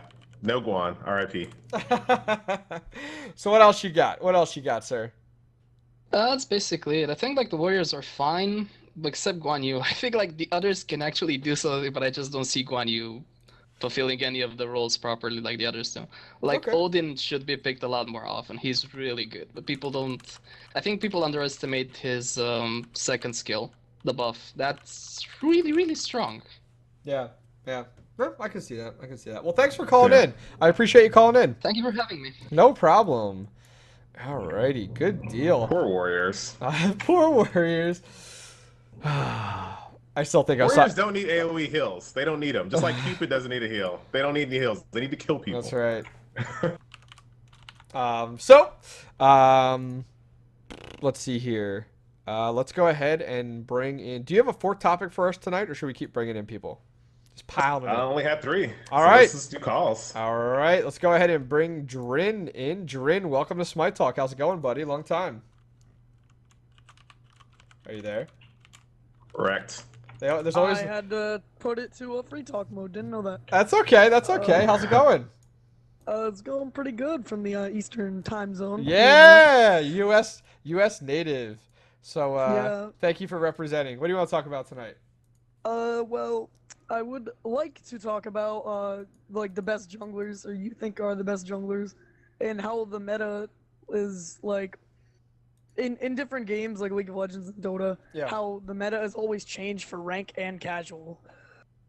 But before I say that, I have to be the voice of justice here and say, when you said Team Fortress 2 was pay to win, that's not true at all. I was corrected. The stock weapons for TF2 will always be the best. Now, I disagree. There's that. Oh. So what is your actual question? I was gonna say, like, who do you think would be right now the best jungler in Smite? Oh wow. All right. Osiris? Dang you! That was my pick. Yes, right now I feel, because of the survivability and the attack speed, I personally think that Osiris falls into that. Yeah, I mean, I would say Osiris or Han Bats, to be honest with you. I'm waiting for like Barracuda to post in chat and be like, nope, you're all wrong. It's XYZ. But in my opinion, in a competitive and non-competitive casual perspective, I will say and agree with Osiris and Han Bats. But watch out for Bacchus next patch. That's right. That's right. The day I see Bacchus jungle. Bacchus jungle is going to be legit. He has a knockup. He has a stun. He has an intoxicate. That man is coming for it. He has a stun if he has mana to get his drink all the way up. He has Bumbo's mask on 24/7 now. He's coming. He's coming for you. Just trust me. He's coming. So, go ahead. No, What's your next question? I was gonna talk about how the meta is always different in Dota and League of Legends and Smite. Yep. Of like casual games has like an entirely different meta than ranked games. Mm-hmm. Like, an example would be from like League of Legends, like Gangplank. He's a complete casual game destroyer. He will wreck you. But in ranked game, he just gets shut down so hard. But, and then a thing like that would be, I don't know a good example from Smite, because I've never played Smite ranked, because I like playing casual better. Okay, nothing wrong with that. So I mean, I don't play ranked because it's not that I don't enjoy playing it. It's that I just don't have time to be playing enough ranked to be happy with it. Like, I've probably played under 10 games of ranked, and it's not because I don't think it's great. It's because of the fact that when I play Smite, I stream, and when I stream, I want to play viewer games. Yeah. And it's kind of one of those things where if I'm going to play ranked, I'm going to be like some of the people out there which are fully committed to it, play it all the time, and are very concerned about where they get ranked and stuff like that. And that's just not me. Like, you know, I don't play Smite enough to be in a position that I'm happy with ranked. Well, you so do play Smite a lot. You do play Smite a lot, but you're a streamer, and it changes everything. That's right. That's right. Okay. All right. So what? I'm sorry. What are you just talking about the different metas within League of Legends and Dota? yeah, and it's like, And then another example would be from like Dota would be like Wife Stealer is always a ban, and if you're playing casual or if you're playing ranked, he will always be a ban. But it's like someone like uh, Invoker maybe would probably like never be a ban in casual, but always be a ban in like ranked. So Smite's a little bit different when it comes to like right now you have some instant bans like Osiris for example, but I think the one thing I really like about Smite and how it's different, the meta is different than League of Legends and Dota 2 is just because the skill ceiling, and we've been using this word a lot this show, skill ceiling on all these gods are so high, right? You don't want certain people to get certain gods, and respect bans are so awesome in Smite, and I think they're more prominent in Smite than they are in other games, because I think in League of Legends, and I could be wrong, but in League of Legends and Dota 2, I feel like the right click is a right click. Like you're gonna hit, in regardless, the top players, the really, really good players at the top of their game, they're gonna pretty much hit their skill attacks in Dota 2. It's just gonna happen. But you compare like a Barracuda, for example, and like a Shaggy Shank and like a Zapman, these players, the players make the gods. Right? They can take any of those hunters and make them look amazing and make them ban worthy, right? If Barracuda just started using Cupid all of a sudden and he just started destroying everyone, guess what you would see? A Cupid ban. You know what I mean? So I like the way the meta is because it's based off of the actual players and how good they are, and it's a cool thing. And another great example, Jeff Hinla decided to bring Guan Yu back and was destroying people with Guan Yu, who we have completely, out of everybody in the chat that said Guan Yu's the worst god, he would be banned if someone made him look amazing in a rank or a tournament. So that's a cool thing about Smite, and I love it. The thing about Guan Yu, the only thing, I was never a big Guan Yu player, but the thing I miss most about Guan Yu is not even his damage, or his abilities, or his like look. It'd be the drum sounds he made when he did his stream. That's the best. It was the best part of him. Yeah. Don't forget the sound effects in his ultimate. They were awesome. They really were. They really were. All right. You got anything else to talk about, sir? Another thing. What would be like a typical like what would you recommend for a player getting back into Smite? Like previous player, but getting back into it. Okay. What do you got, FG? I'll throw it to you first. I missed the question. It was typing. That's okay. What are some recommendations for someone looking to get back into Smite that kind of took a hiatus and now is coming back to get kind of caught up? Oh wow, I would just jump into I would jump into siege mode. Just kind of get yourself a baby step back into the game. Get back into. I've had a bad experience with Siege. I never want to relive. Octane knows about it. It was with Octane. No, I don't want to relive it. Why are you scaring away new players, Octane? So the first tip is not liar. No, the thing was, I was on Octane's team. We got raped by the other team. Don't play with Octane either. That's right. Another thing. I got plenty. I got a few videos of you playing with me. Thank you very much. And they were great videos. You sniped me. You, and Hindu. Best 3v3 team ever. Best Siege team ever.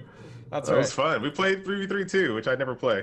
But yeah, I would just when it comes to jumping back in the game after a hiatus or being like a new player or anything like that, just take it one step at a time, right? The meta shifts so much, and I think you're going to have a better time now with this curse voice right now. That'd be nice. People are going to be a lot more lenient. I've seen a lot more lenient, a lot more willing to help people. Because now there's a voice and people can hear you and people are just less BME for now. And just take advice, just take it one step at a time. Yeah. I mean, if you're getting back into Smite, trying to think, probably the best thing to do if like you have it, I would say if you're getting back into Smite, take what you think is the meta and erase it. Meaning like if you have, this is the way it used to be, this should, because what I mean by that is the meta shifts so much in Smite that you should really try to watch a few streams to catch up on just what the current meta is. Because I feel that's the biggest. That's pretty much what I had to do because I came back into Smite just like today. Like my first game of Smite in like maybe like a month maybe or 3 months or something. And I was just like, so who do I play? And then people were like going like is so weird. Like, I saw a Loki solo today. I was like, is that a thing? But apparently it is. Yeah. It's always a thing. Unfortunately, it is. Unfortunately, it is right now. And then it was but I do agree that the Curse voice is a very good addition because I did get like I was playing Apollo today because I was like, man, he's really easy, a really easy hunter to play. So I played him, and I hopped in a Curse voice thing, and my support was in it, so we like really worked out together well. Yeah, no, for sure. No, I think it's good. I think, I think you're on the right track. You're on the right track. Well, thanks, Drin, for calling in. I do appreciate it, and you have a good night. Yay! Yay! Yay! All right, let's go, guys. We're gonna take as many callers as we can here before we end out the show. Shinobi, how's it going? Welcome to Smite Talk. Hello. I'm sorry. What do you want to talk about tonight? Watching the... Oh, well, first of all, Europe. Oh, another European person. Oh my word, they're everywhere. It's like a plague, people. There's like a plague. Like, Maniac would even kill me if I wasn't on the show today, so I'm just making a point to him. Okay, what do you got? So I was a player back since, I don't know, before Aphrodite. Okay. I bought every god pack, and then they brought in Athena. Okay. And I was like, yes, my favorite god. I learned so much about it. Okay. Why is there 3, the shields, or the wall of something? The wall of... Yeah, you're talking... Okay, yeah, I know exactly what you're talking about. Yep. The shield wall. Why was Iris so possessed and creating a wall that looks like... what's it called? It's made up of, like, minions. It's made up of minions. No, it's not minions. It's the shape of it. A wall, normally, it's like a straight line. Mm-hmm. Yeah. And she creates a circular wall. Yep. I was like, what? Why are you doing this to me? Well, it's kind of like that defensive position that they had back in those times, where they would defend themselves against arrows, right? They were like huddled together, put their shields up so they wouldn't get rained on by arrows. Yeah, isn't that exactly. like the? But I studied all my life mythology and everything, and that formation it's particular to Spartans. Ah, okay. And she's not a Spartan. Okay. And she's not the god of Spartans. The god of Spartan is the god of war. Ares. She would be the smart one. She would put them in a straight line and then make them push. So what would you what would you change? What would you change about Athena then? This ability? 2 abilities in it. Okay. It's the shield wall. Instead of creating a circular wall, I created a straight line. Okay. And then the one that she just pounces and preemptive strike, it's called. Yep. She would order the troops to move forward. I can see that. That'd be kind of cool. Everyone. It would kind of be like a lane push and block. That'd be kind of cool in a team fight, to be honest, to be able to do that. You know what I mean? Isn't it? I think it's a good idea. I like it. Straight line. You can still call it shield wall. And if you could move that shield wall forward for so long, that'd be neat. That'd be cool. I like it. Good idea. What do you think, FG? Yeah. What do you think? I like taunting people in my shield circle. I hate it. It's so frustrating because I don't really play Athena, but it's so frustrating going against her because her second ability, Confound and Shield Wall together. Oh, such a pain in my butt. That taunt is just spectacular. She's like the Shen of Smite. She has the best taunt, the only taunt in the entire game. Like, yeah. She can masterize everything. I like someone's comment. Circuit kind of has a taunt now. Yeah, I like someone's comment in chat. They say, disclaimer, high res does not write history books. Well, yeah, that's very true. That is very, very true. Yeah, good call. So what's your second question or comment? Well, my second question is like an arrangement to one of my favorite gods in all the mythology, that is Hades. Okay. I know that he was nerfed to hell. Yep. Well, probably the place that he's ruled off. But could Iris do one small change in his entire kit? The number 3, it's called Devoured Souls. Okay. When he bounces up and down, normally well, you don't have anything spectacular. But if the souls of the minions that he hit confined them in him, much like when you no Zhang Kuei, when he pull them into the bag, that would make a tremendous difference in the entire gameplay. Even if they don't change anything on him, because he's the best god in the entire game, in my opinion. Just that difference, you can see actually something with the rework. The rework only changed, they only put him clothes on. What? Just leave the bones. He's the god of the dead. What the hell are you doing? Even Anubis is without clothes. I know why they do it. Why did they dress 80s and not Anubis? They have a skin that is all bones. What? No. Yeah, that's an interesting point that they actually kept Anubis. You know what I mean, FG? Like we were talking about the influence of the Chinese market and the Asian market and bones and skeletons and everything, and they went through and kind of overhauled a lot of that in order to make it appealing in the Chinese culture, which is fine. I'm fine with the overhaul of that. Why they didn't do anything to Anubis, I don't know. Like, that's a good point. Is Anubis in the Chinese clan right now? You know what? Sure. You know what? No, he but might not even be in there. But you know what? The default skin for Anubis is just the dog. It is not the his default skin is the dog look. It is not the bone look. So they probably don't even have that skin in the Chinese client. Now that I think of it. But don't skeleton hands come up in his I don't know. We don't have. We don't have played him in a long time. Yeah, I'm not sure. I'm not sure if he does or does not have that. Now that I think about that. Good call. Good call. It's like something is wrong about it. Yeah. And the third thing, and I promise I'll go for it. Leave IREST their scrutiny of gods. You said earlier on this interview that one god a month were like. Yep, would be fine. Yep, that's what I was saying. Perfect. So in this dynamic, you have Rama, who came from the Hindu, if I'm not mistaken, and then you have Sarkhet, who came from the Egyptians. Yes. So now it's time. They are probably building and creating and perfecting the Greek god that comes next, because it's the logic of their ideas.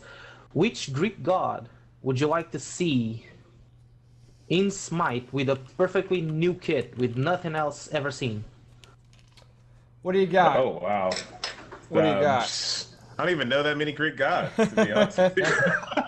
I have no answer. No answer. Wow, no answers. I'm trying to think. Let's see. Maybe. Because we have all the most of the most popular ones, like Artemis, Athena, Ares, Apollo, Aphrodite. We have Vulcan, which I know is Roman, but they switched it around. And we basically have Hermes, which is, Mercury. We basically have all the most popular ones. Poseidon, Zeus. You know what I would... Wait, they can actually put in heroes like Hercules. Yeah. So there are a few that can catapult to that extension. You know what I would like to see is, and I don't know the proper pronunciation, is NYX. Is that Nyx or Night or... Nyx. Nyx, the goddess of night. Tell me about Nyx. She's the goddess of night. I think it'd be really cool if they could add that into the game to a point where like her ultimate would affect the entire map and turn it into like night mode for a certain amount of time. That'd be cool. You're stealing that from Dota 2. That'd be cool. I haven't played Dota 2. I didn't even know that was around. But I think that'd be so cool. Yeah. Just my thoughts. Like I would like to see the one god that I would really like to see IRES work on is Hephaestus. I think it'd be cool. I mean, now what would you do for but the isn't ultimate? that Vulcan? Like, isn't that Vulcan? No. There's the Greek and the Roman side. They cannot switch it up. Look at you. We got our mythology expert here. Hi-Res should hire you. Hi-Res should hire you. No. I don't want to steal the job of the girl that appeared on the video. No. I'm sorry. I like her too much. I like her too much. That's funny. Okay, cool. Well, I will have to say, Shinobi, thanks for calling in. I appreciate it. It was my pleasure. And just SK to the win. That's all I have to say about it. I was... Good deal. We'll take one more caller here. Smite Game Fan, then we'll round out the show. Smite Game Fan, welcome to Smite Talk. How's it going? Welcome. Hello, hello. Maybe not. Maybe. We'll have to see. Hit F2, push to talk. Or change it. Let's see what he says. Yay, nay. Oh, I don't think he's there. All right. And I just want to tell chat that I am looking at like patch notes and like god lists. I'm like trying to be engaged in everything. I'm not paying attention. That's right. That's right. All right, let's go ahead and bring in Land. Land, welcome to Smite Talk. How's it going? Hello. Hello. So what do we want to talk about tonight?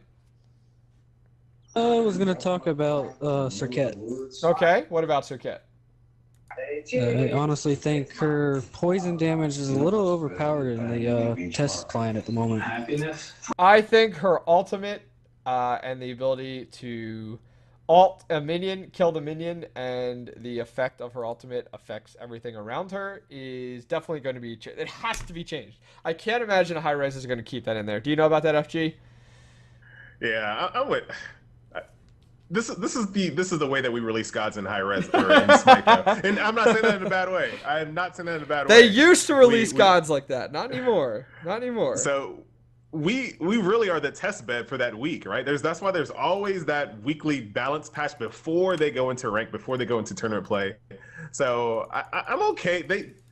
I feel like it's easier to tune down than it is to tune up a lot. So I feel like they put a kit together, they throw all these things that they want to have into the game and they want this god to do, and then they just kind of just bring it down until it's just right. And I think it's okay. I'm okay with being a weekly guinea pig with new gods. I'm okay with it. Yeah. But all that being said, I don't know if she's going to be overpowered. I just want to see what happens, what her win rates are, because who knows? Maybe she's like one of the squishiest gods in the games. Maybe that's going to be enough to keep her where she needs to be. I have no idea. Okay, high res has come a long way with just introducing new gods. They're actually utilizing the public test servers now, like almost every patch it seems like. So I'm so happy about that they're actually doing that. This was something I talked to high res Chris about when he was on the Smite update briefly. About just utilizing the public test servers, and he had said, moving forward, we're going to be using them a ton. So I'm super happy about that because it allows us to have at least a starting point and platform for balancing that god a little bit. But thankfully, they're not like before where like certain gods were released and you're like, are you kidding me? Like Jean Kui when he was first released was disgusting. Shidorir, Nemesis. Oh my word. Yeah. So we've come high res and the community has come a long way with having this test bed of the public test servers. So I'm happy about that. But too soon. I think it's just too soon. I think people remember when we were talking about New Wa, like when New Wa was released, most OP god ever made. And she can make minions, she can do, and then like, New Wa's okay. Yeah, her flame strike. Her flame strike is still really good, but still, I'm not disagreeing with that. So what else? What else you got, Land? Any other questions? No, I was just saying I think she needs to be a little bit tweaked, but once she gets tweaked and actually balanced, she'll be all right. At the moment, like she decimates in the private test server. I've seen her like just wipe 4 people out with like 3 moves. Yeah, I agree. Well, thanks, man, for calling in. I appreciate it. Thank you. Also, new gods. I wonder what's on I wonder what's on TV tonight. Yeah, I know, right? But new gods equal, the numbers aren't going to be exact, and you also have to consider that no one knows how to play against them. Like, no one knows what to really expect. So that's true. That makes gods look better than they are on paper or in game. Yeah, good call. All right, guys, that's going to end our calls for this evening. There's 1, 2, 3. There's like 3 people in queue, 4th person hanging out. Unfortunately, we are going to go ahead and round things out, guys. I do apologize for not being able to get to all of you. If you guys, blame Octane, that's right. If you guys do have more questions or comments, email the show, and we'll actually read them live next show. Smite Talk, I'll put it in chat. SmiteTalk@gmail.com. And you guys can go ahead and email in the show. We always enjoy your emails. Also, guys, this is available on iTunes. So, this show is very much audio based and focused. Same thing with the Smite update. They're both available on iTunes. So if you guys want to check out the audio only version, please go over to iTunes, type in Smite Talk, and find the show. subscribe to the show on iTunes. Check it out.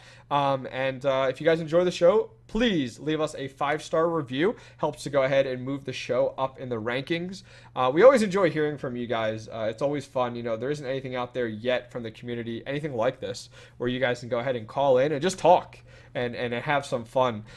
Special thanks to Hi-Res Studios for allowing us to host Smite Talk live on twitch.tv/SmiteGame every week.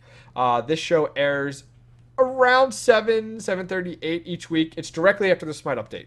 So Smite update starts at 5, usually runs about 2.5 hours, sometimes 3, all depending. But thank you to Hi-Res for allowing us to be on Smite Game. Furthermore, you know, FG3000, where can people check you out, sir, when you are not hanging out with me on here? You can check me wearing my gunners, improving my hunter game up to 22%. Proven. This is pay to win. Gunners are pay to win. Just remember that. You can check me out on YouTube every weekday on youtube.com/fitnessgamer3000. I'm always uploading all kinds of stuff. Everything you want. Variety. I like it. I'll go ahead and put a link in chat, guys, if you guys want to check out FG3000's content. I can talk, I swear. And as well, if you guys want to check me out, you can check me out on Twitch, Twitter, and YouTube. It's just Octane Pro, SCII. So you can do !Octane Pro or in chat, and it will go ahead and give you my information. Guys, please stay tuned to the next streamer. I think it is Little Mamacita, and we will see you. Little Mamacita! That's right. We will see you folks next Sunday. Take care, everybody.